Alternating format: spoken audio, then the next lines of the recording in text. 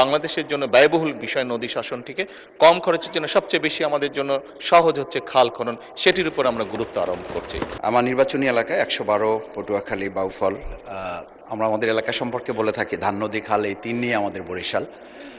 নদী বেষ্টিত এই জায়গা সম্পর্কে যে এখানে উপকূলীয় বিষয়ক মন্ত্রণালয়ের যে বিশেষ বিবেচনা নেওয়া হয়েছে, এই দক্ষিণাঞ্চলের একটি অত্যন্ত নদী বেষ্টিত জায়গা, যেখানে তেঁতুলিয়া এবং লোহালিয়া নদীর তীরবর্তী প্রায় 60টা ইউনিয়ন, তার মধ্যে 4টা ইউনিয়ন অত্যন্ত ভয়াবহ নদী ভাঙনে বিপর্যস্ত। উপজেলা নাজিরপুর, কালাইয়া, চন্দ্রদ্বীপ, কেশবপুর, ধুলিয়া, এদিকে কাশিপাড়া সহ নদীগর্ভে প্রায় এগুলো বিলীন হওয়ার পথে, প্রতিনিয়ত মানবিক, সামাজিক এবং অর্থনৈতিকভাবে বিপর্যস্ত হয়ে যাচ্ছে। নদী ভাঙনের ফলে আমাদের কবরস্থান সহ মসজিদ, মাদ্রাসা, স্কুল, মন্দির এগুলো আমাদের ভাঙনে বড় বড় অঞ্চলগুলো ইতিমধ্যে চলে গেছে। মানবতার জীবনযাপন করছে তারা, হাজার হাজার হেক্টর ফসলি জমি যা ইতিমধ্যে নদীর গর্ভে চলে গেছে। স্থানীয় কৃষক এবং দিনমজুর যারা জীবন জীবিকায় ভয়াবহ প্রভাব ফেলছে মাননীয় স্পিকার, সে জায়গায় আমরা বিশেষভাবে লক্ষ্য করছি যে আমাদের কয়েকটি প্রতিষ্ঠান সহ শিক্ষার্থীদের স্কুলে ছুটে যাওয়ার হার এখন কমে যাচ্ছে।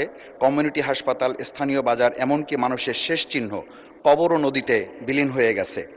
গ্রামীণ কাঁচা রাস্তা, কাঁচা পাকা রাস্তা, ভেরিবাঁধ, ওয়াবদা সহ যোগাযোগের অসংখ্য নদী সড়কগুলো নদী ভাঙনের ফলে বিচ্ছিন্ন হয়ে আছে।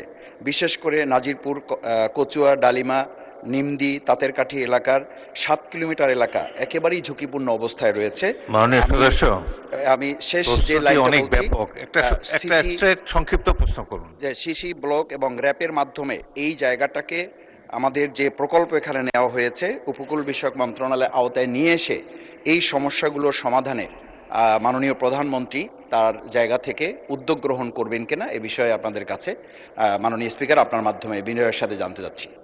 মাননীয় প্রধানমন্ত্রী। ধন্যবাদ মাননীয় স্পিকার, ধন্যবাদ মাননীয় সংসদ সদস্য আপনার একটি গুরুত্বপূর্ণ প্রশ্নের জন্য। আপনি আপনার এলাকার যেই সমস্যার কথা বলেছেন সেটি শুধু আপনার এলাকার সমস্যা নয়, বাংলাদেশের বহু মানুষ আছে। এমনকি আমার যেটা ডিস্ট্রিক্ট, সেই বগুড়াতেও সারিয়াকান্দি অঞ্চলে এইরকম নদী ভাঙনের সমস্যা রয়ে গিয়েছে মাননীয় স্পিকার।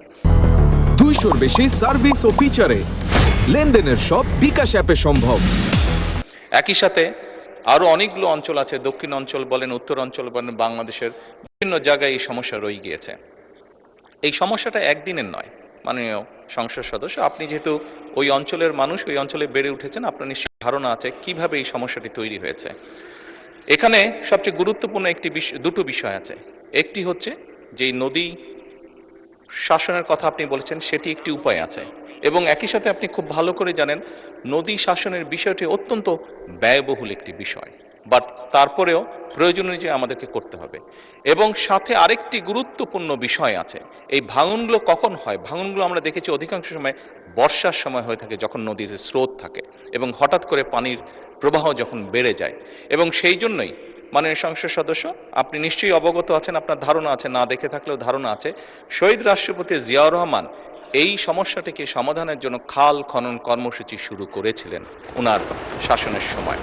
এবং বর্তমান সরকার খাল খননের মাধ্যমে একদিকে যেমন নদী ভাঙনকে ট্যাকল করতে চাইছে, একদিকে যেমন আমাদের শুষ্ক মৌসুমে পানির যে সমস্যা হয়ে থাকে সেই সমস্যাটার সমাধান আমরা করতে চাইছি খাল খননের মাধ্যমে। ঠিক একইভাবে আপনার নিশ্চয়ই ধারণা আছে, যেহেতু গ্রাম অঞ্চলে আপনি বেড়ে উঠেছেন, অনেক সময় এমন অনেক জায়গা আছে যেখানে বর্ষাকালেও কৃষক পানি পায় না, বর্ষার সময়ও তাকে পানির জন্য কষ্ট করতে হয়। সেই জন্য আমাদের সেচ সুবিধা দেওয়ার জন্য খাল খনন একটি অত্যন্ত জরুরি প্রকল্প। আপনার নিশ্চয়ই আরেকটি ধারণা আছে, বিশেষ করে ঢাকা শহরে এই সমস্যাটি আছে, এবং গ্রাম অঞ্চলেও যেখানে চাষবাস খুব বেশি হয়ে থাকে সেখানেও এই সমস্যাটি ধীরে ধীরে দেখা যাচ্ছে। সেটা হচ্ছে যে আমাদের ভূগর্ভস্থে যে পানি আছে সেটির স্তর ধীরে ধীরে নিচে নেমে যাচ্ছে। এই সবগুলো বিষয়কে যদি আমরা অ্যাড্রেস করতে চাই, তাহলে অবশ্যই নদী শাসন যেমন একটি প্রয়োজন নদী ভাঙনকে রোধ করার জন্য, ঠিক নদীতে যখন পানির প্রবাহ বেড়ে যায়, স্রোত বেড়ে যায়, যার কারণে নদী ভাঙন হয়ে থাকে, সেই স্রোতটিকে যাতে আমরা মোটামুটি কন্ট্রোলে আনতে পারি, সেই পানিটিকে যাতে আমরা পানিতে যেটা হঠাৎ করে পানি বেড়ে যায় বর্ষার সময়, সেটিকে যাতে আমরা ঠিকভাবে সারা দেশে দিতে পারি, সেই জন্য খাল খনন কর্মসূচিটা অত্যন্ত গুরুত্বপূর্ণ। সেই জন্য মাননীয় সংসদ সদস্য, মাননীয় স্পিকার, আমরা নদী শাসনের ব্যাপারে যেরকম আমরা উদ্যোগ গ্রহণ করছি সরকারের পক্ষ থেকে, একইভাবে সামগ্রিকভাবে এই সমস্যাটিকে কম খরচে, যেহেতু বাংলাদেশের জন্য ব্যয়বহুল বিষয় নদী শাসনটিকে কম খরচের জন্য সবচেয়ে বেশি আমাদের জন্য সহজ হচ্ছে খাল খনন, সেটির উপর আমরা গুরুত্ব আরোপ করছি। মাননীয় স্পিকার, ধন্যবাদ।